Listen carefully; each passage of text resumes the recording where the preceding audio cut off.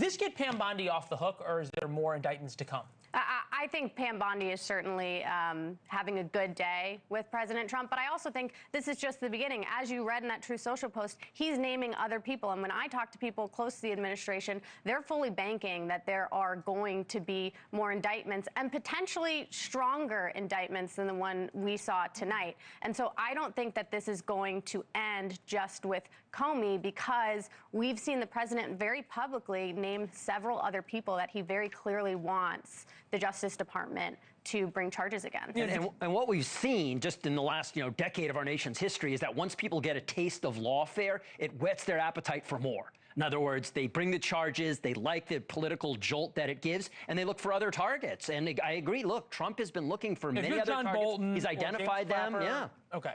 So, Shenwu, you said selective prosecution.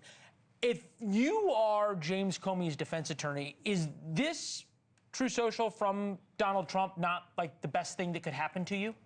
Absolutely. It's great. The more the better. If he reacts and talks more tonight, the more I like that.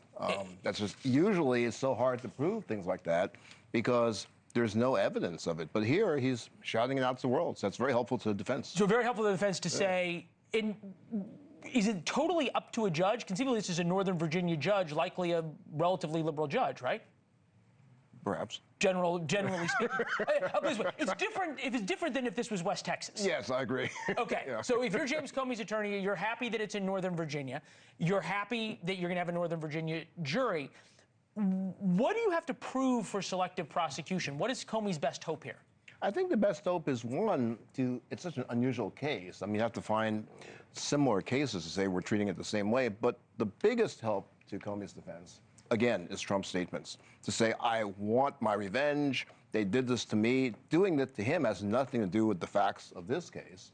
But he just keeps saying, how come you're not going after him yet? He's pressuring people. And, of course, as Tom was pointing out, that one U.S. attorney resigned. And I think it's kind of curious that it sounds like maybe the new acting U.S. attorney, this Halligan person with no prosecutorial experience, I don't know if she's the one that actually presented the case.